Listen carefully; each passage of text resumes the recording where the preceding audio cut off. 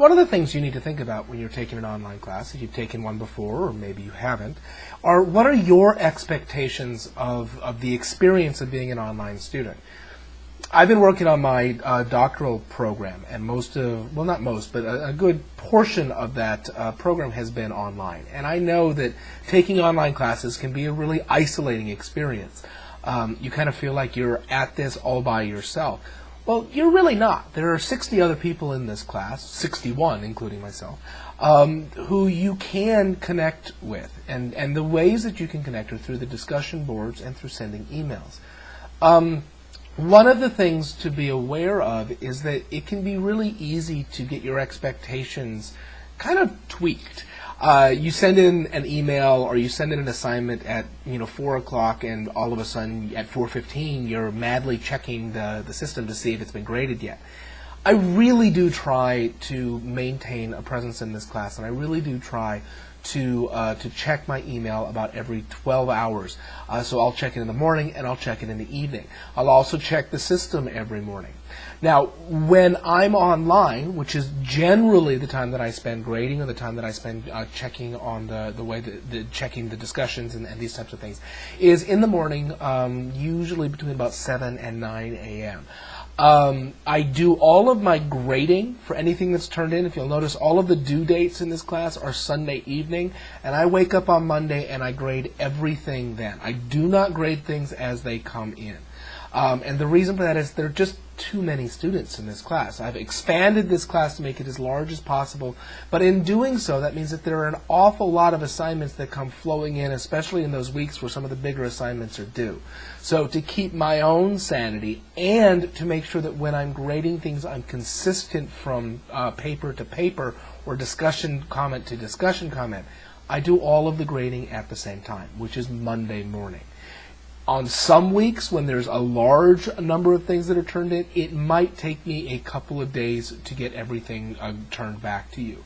If you've turned something in and it's been more than a week, it's been past that Monday and you still haven't seen it be graded, by all means, send me an email or post something on the questions for the professor, and I'll double check to make sure that that's actually been graded for you.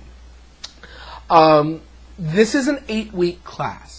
What that means is that we've taken a normal 16-week class and crammed everything into 8 weeks. There's a lot of stuff going on in this class. In cramming all this stuff in, I didn't cut much out. There are a couple of things that I cut out for feasibility, such as when in my on-site class, my students were required to go and see 4 plays. Well, that's really just not feasible in an online 8-week class, so you guys are only going to go and see 2 plays. But other than that, there's an expectation that you're going to be doing 16 weeks worth of work in 8 weeks. So the most important thing for you is to stay on top of the work. The reason why, the majority reason why, the biggest reason why people drop out of this class or don't succeed in this class is because they fall behind in the work. So find yourself a system and just keep on slogging on with this stuff. The students that have made it through the class, most of them seem to have enjoyed it and said that they've learned something from this class. The ones that have dropped, 9 times out of 10, they're dropping because they just fell behind and never could catch back up. The objectives of the class are listed on the syllabus here. But ultimately, my main objective in teaching this class is to point you towards the world of the theater. And at some point in the future, for you to simply think, hey, maybe I'll go and see a play this weekend. You don't even have to go and see the play. It's just getting you to realize that there's an ancient form of entertainment that is still alive and vibrant in our society today, and for you to kind of see different aspects of this entertainment and hopefully find something that you like. You may not. You may.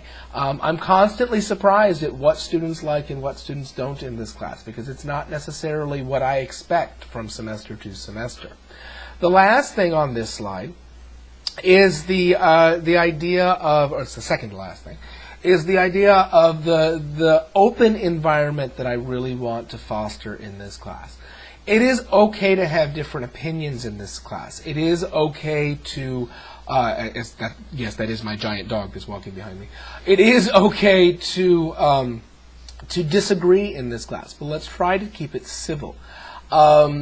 I really want to make sure that there's no harassment, that there's no discrimination, and if you feel like anything is being said or being done to intimidate your intellectual ability to comment on what's going on in this class, by all means let me know.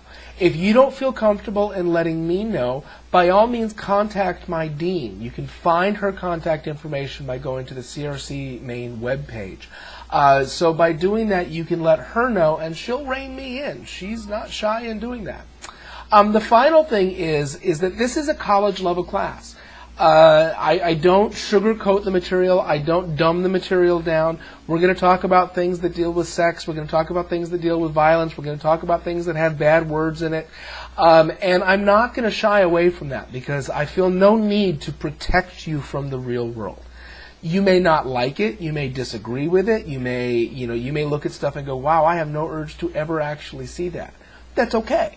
But you have to realize that the real world isn't always a Disney movie, and theater isn't always a Disney movie either.